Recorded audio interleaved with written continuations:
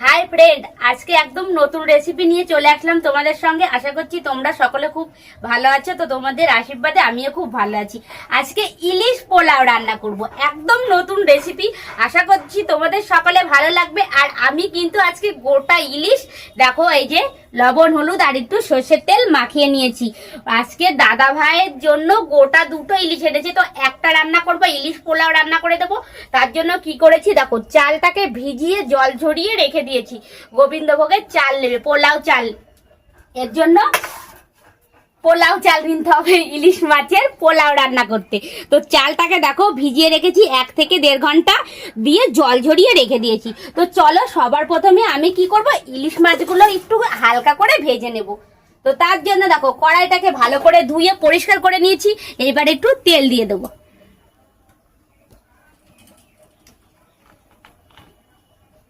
এই যে পরিমাণ মতন সর্ষের তেল দিয়ে দিলাম।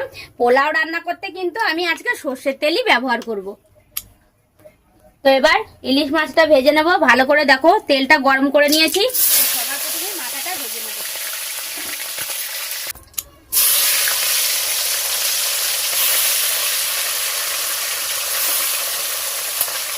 মাছটা একটু হালকা করে এপিট ওপিট ভেজে নেব।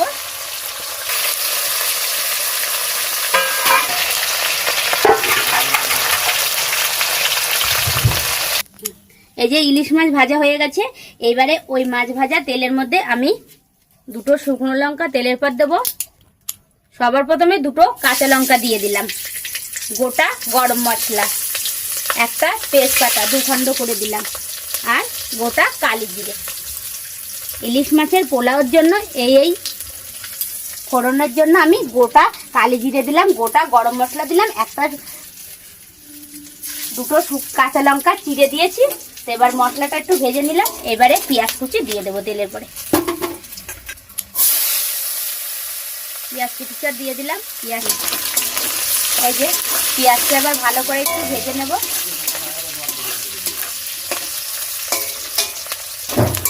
এই যে পেঁয়াজটা ভালো করে ভাজা হয়ে গেছে। এবারে মশলাটা আমি করে রেখেছি। এখানে আদা বাটা, জিরে বাটা, রসুন বাটা, আদা বাটা, জিরে বাটা, রসুন বাটা, অল্প কটা কাঁচা লঙ্কা আর অল্প 2টো শুকনো লঙ্কা একসঙ্গে মিক্স করে দিয়েছি। তো সব মশলা আমি এখন একসঙ্গেই দিয়ে দেবো। ইলিশ মাছের পোলাওর জন্য কিন্তু এরকম সব মশলাটাই কিন্তু দরকার। তো মশলাটাকে আমি সবার প্রথমে কিন্তু এবার ভালোভাবে কষিয়ে নেব।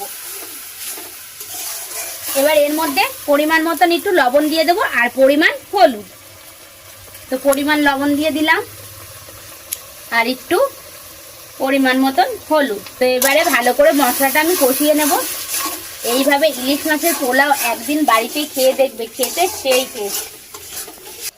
তো এইবারে একটু চিনি দিয়ে দিলাম। চাইলে তোমরা আখের গুড় দিতে পারো, আখের গুড় দিলে সেই সেন্ট।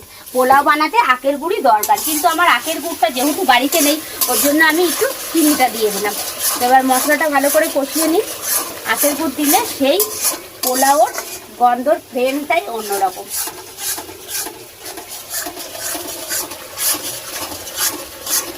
এইভাবে ভালো করে কষিয়ে নিতে হবে মশলাটা।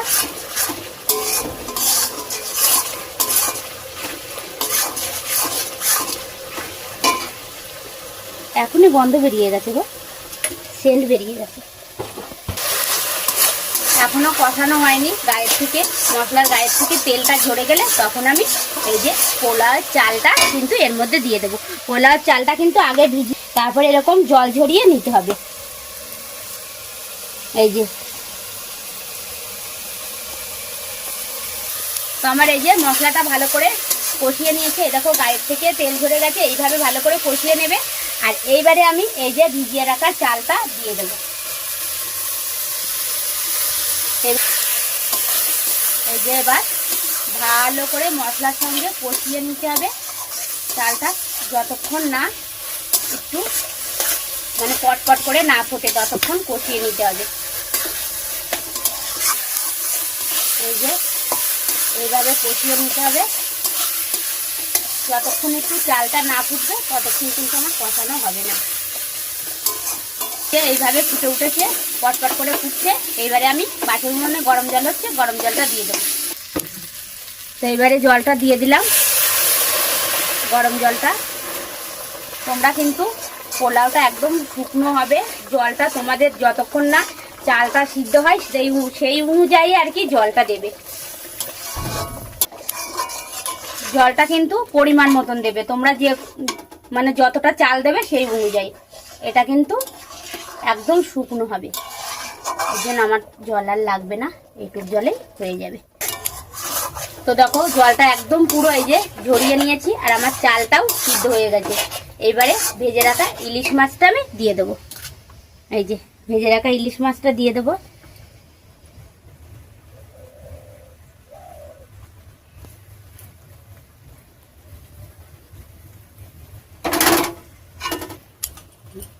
তো এবারে নেড়ে দেবো,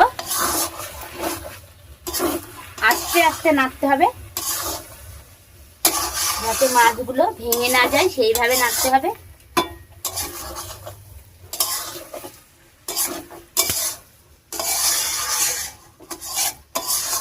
ঘ্রাণ বেরিয়ে গেছে জানো তো।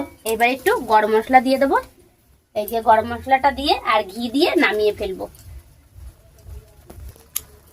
ঘি দিয়ে নামিয়ে ফেলবো। তো কেমন লাগলো ভিডিওটা অবশ্যই কমেন্টে জানাবে, আর যদি ভালো লাগে এই রেসিপিটা একটা কেমন লাগলো ভিডিওটা অবশ্যই কমেন্ট করবে, আর ভালো লাগলে একটা লাইক করে দিও। তো টাটা বন্ধুরা।